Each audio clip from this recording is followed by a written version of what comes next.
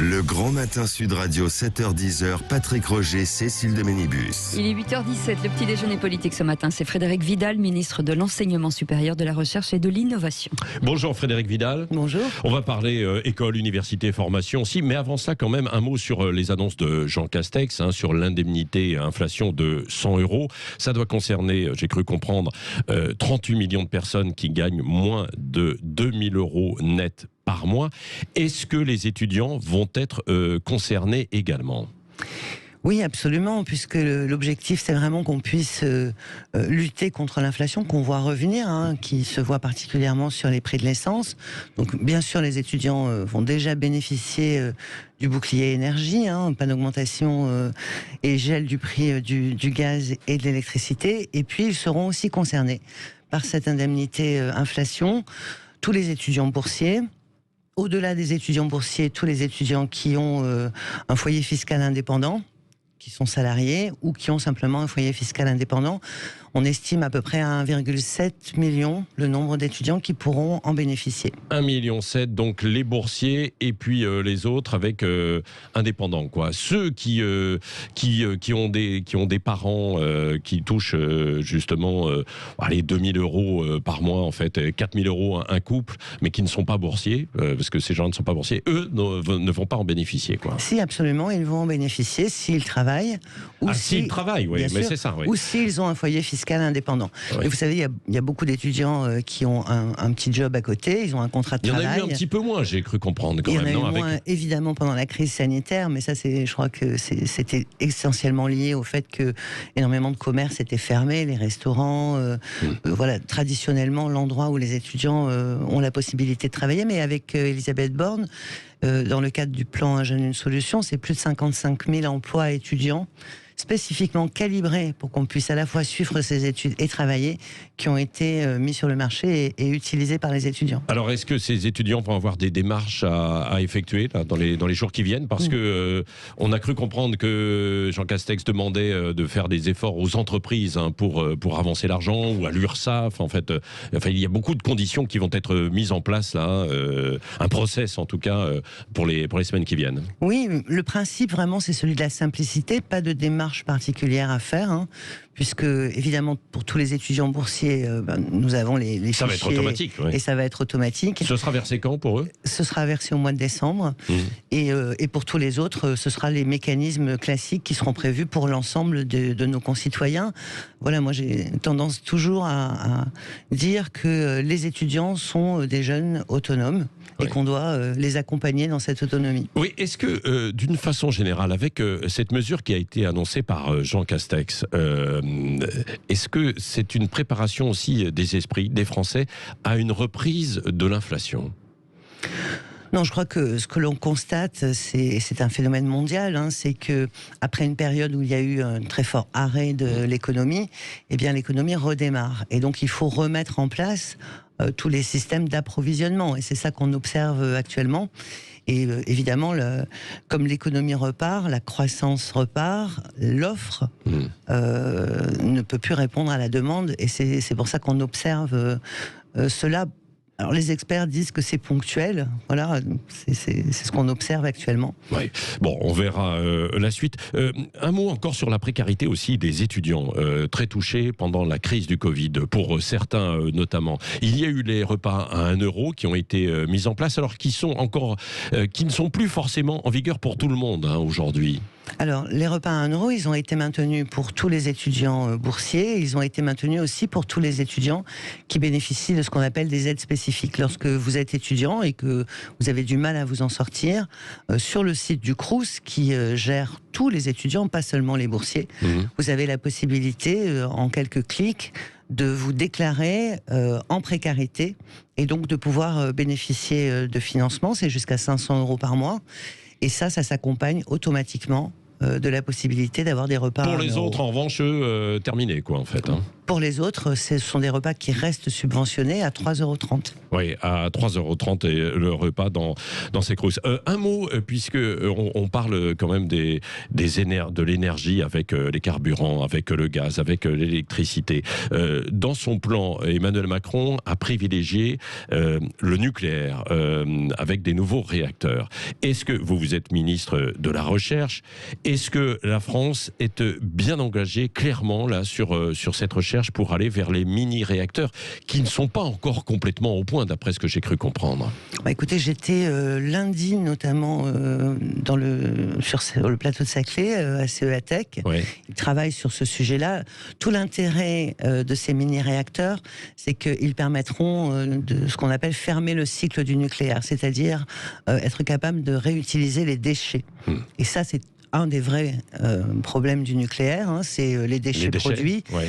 Et donc l'intérêt de ces mini-réacteurs, outre qu'ils permettent plus de sûreté, parce que évidemment ils sont plus faciles à contrôler en cas de problème, ils permettent aussi de fermer le cycle du nucléaire. Et donc c'est dans ce sens-là que c'est extrêmement intéressant. Et donc ça, on peut être au point dans les années qui viennent. À quel horizon alors sur ces mini-réacteurs? C'est l'objectif, c'est 2030. On en a déjà certains qui sont en cours de prototypage, si je puis dire. Et c'est pour ça que je me suis rendue dans les laboratoires du CEATEC pour parler avec les chercheurs. Et oui, 2030, ça leur paraît quelque chose de réaliste. Il va falloir accélérer, mais il y a les financements qui vont permettre de le faire, et c'est ça qui est important. Un mot avant de revenir aussi aux étudiants. Vous allez à Toulouse là aujourd'hui au CNES sur les questions de l'exploration spatiale. L'exploration et la recherche en fait qui concerne cette exploration spatiale, elle peut avoir aussi des conséquences sur notre environnement aujourd'hui, dans les années qui viennent. C'est absolument essentiel. En fait, l'immense majorité des observations de la Terre, qui nous permettent notamment d'étudier le climat et l'impact du climat, ça se fait au travers de l'observation spatiale. C'est pour ça qu'il faut qu'on reste le plus autonome possible dans notre capacité à envoyer des microsatellites, des mini-satellites, à observer la Terre. Lorsque on a préparé le grand plan climat, il y a quelques années de ça, la place de l'observatoire lié à l'espace a été essentielle. Et d'ailleurs, on a fédéré plus d'une vingtaine de pays qui partagent maintenant toutes ces observations de la Terre et qui permettent d'avoir une meilleure idée de l'impact en temps réel du changement climatique. Oui, Frédéric Vidal. Alors, sur la rentrée universitaire, après de longs mois d'absence, de problèmes, est-ce que tout est de retour et fonctionne à 100%?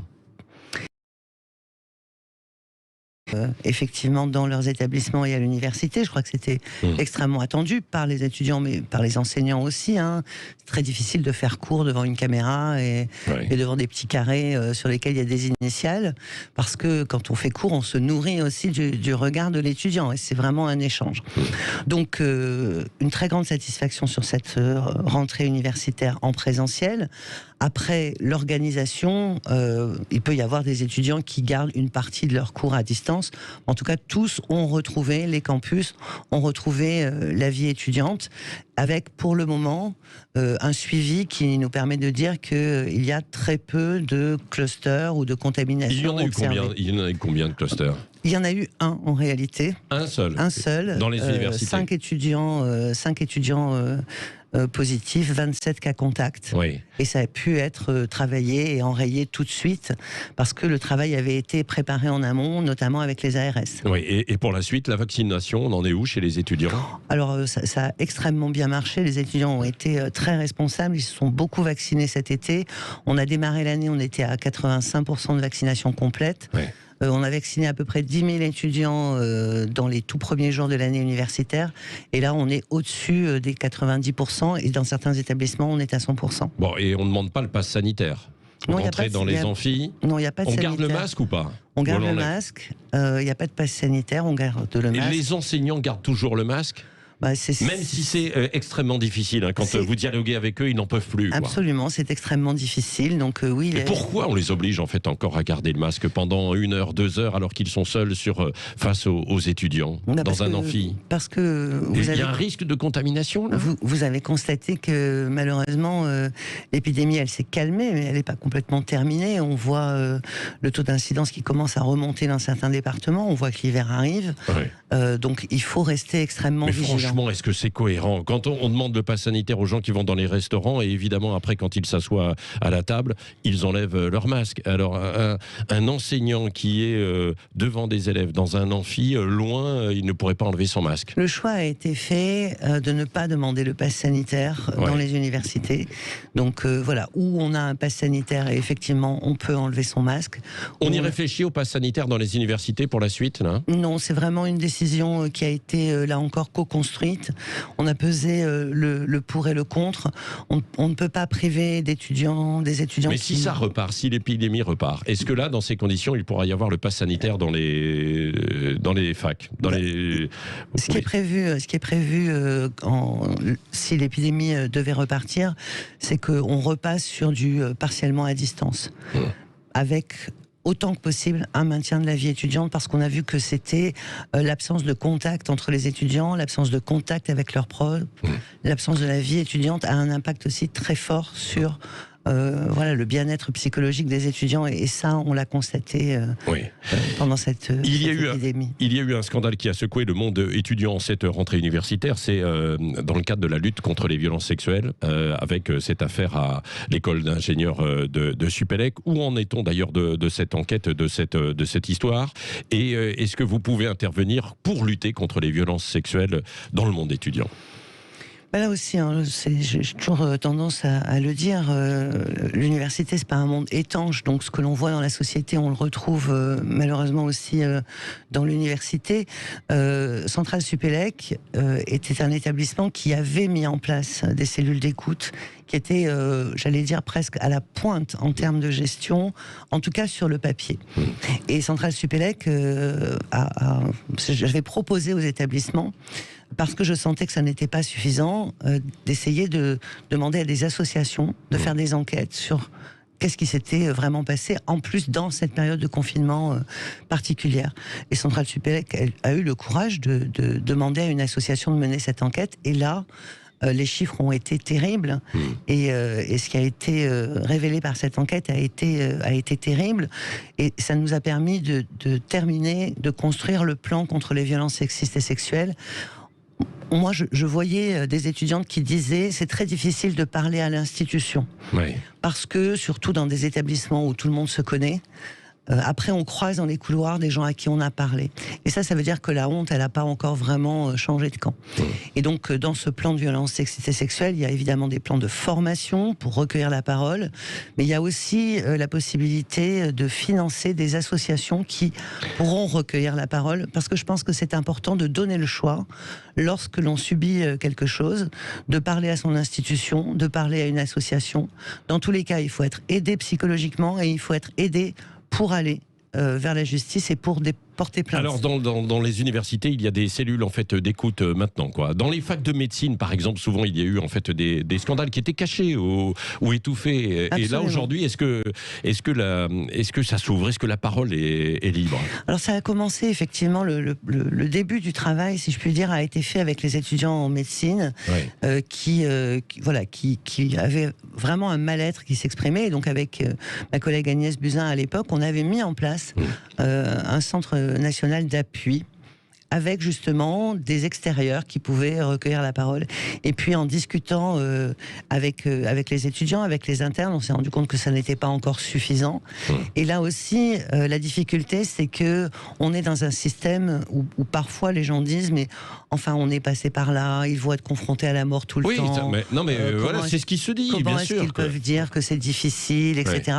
Or, je crois que c'est important de faire en sorte que ceux qui vont nous soigner demain soient, j'allais dire, eux-mêmes traités avec bienveillance, si on veut qu'ils aient de la bienveillance envers leurs patients.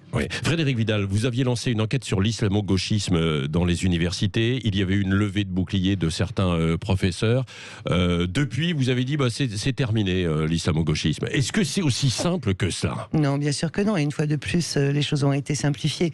Ce qui me paraît important, c'est de vérifier que dans les universités, l'université, les empêchements que l'on voit, qui viennent de groupuscules extérieurs ou qui parfois viennent de l'intérieur de l'université, la science empêchée n'existe plus. Et là encore, nommer le problème, il me semble que c'est important. Et d'ailleurs, la semaine prochaine, le 21 et 22 octobre, la conférence des présidents... C'est cette semaine, voilà, c'est cette semaine, oui. La conférence des présidents d'université organise un colloque autour de la science empêchée. Oui. Effectivement, c'est une prise de conscience. Donc, comment est-ce qu'on les aide? C'est ça, moi, mon seul objet. Donc, ce que vous dites, il y a toujours quand même de l'islamo-gauchisme dans les universités. Il y a alors toujours des difficultés sur certains sujets dans les universités. Je ne veux pas réouvrir la polémique sur le terme. Je crois que c'est bien quand les polémiques se font. C'est pas à moi de porter ces polémiques. Si ce terme ne convient pas, il ne convient pas. Vous ne regrettez pas d'avoir tiré la sonnette d'alarme, mais pour moi, ce qui est important, c'est que on ait la liberté académique dans les établissements. Je suis moi-même professeur d'université. C'est la chose qui est la plus importante. Et donc, dans ce colloque, la place des déontologues au sein des universités, le fait que l'inspection générale puisse être en appui permanent des chefs d'établissement pour que, justement, les gens qui se sentent empêchés de faire leurs recherches puissent le signaler et que surtout on aille là encore au bout des processus, c'est-à-dire qu'on dise qui, qu'on dise comment, qu'on dise pourquoi. Y compris, qu'il y ait des articles 40 si c'est nécessaire. Voilà, je pense que c'est important. Y compris aussi sur la pensée woke ou la cancel culture qui infuse, dit-on, dans certaines universités. Mais c'est toujours la même chose. On peut pas mélanger les choses. L'université fait partie de la société. Ce qui existe dans la société, vous le retrouvez en université. On vient de parler des violences sexistes et sexuelles, c'est un exemple, mais c'est vrai de tout. Ensuite, il y a des gens qui font des recherches. Oui, mais c'est important parce que évidemment, c'est à l'université où on se forme aussi pour sa vie d'adulte. Ensuite, il y a des gens qui font des recherches et on peut faire de la recherche sur tous les sujets. Il ne peut pas y avoir de tabou dans la recherche. Et là, il y en a aujourd'hui. On fait de la recherche sur tous les sujets. Et mon objet, c'est que l'on doit pouvoir continuer à faire de la recherche sur tous les sujets, y compris s'il y a de la controverse scientifique, y compris si les gens ne sont pas d'accord. Il ne doit pas y avoir des gens qui se sentent empêchés, qui se disent non, je vais pas organiser ce colloque parce que ça va me poser des problèmes. Il y en a qui se sentent un peu marginalisés à cause de ça. Et c'est très important que les établissements prennent ça en main. C'est très important qu'il puisse y avoir, comme il y a pour les violences sexistes et sexuelles, des déontologues qui puissent trancher les choses. Si besoin, il y a un collège de déontologie au niveau national qui peut venir en appui. Et puis, si besoin, il y a une inspection générale permanente qui est dédiée à ces sujets, auxquels les chefs d'établissement pourront faire appel. Et je crois que c'est très important. Merci Frédérique Vidal, ministre de l'Enseignement supérieur, de la Recherche et de l'Innovation, d'être venu ce matin au micro Sud Radio.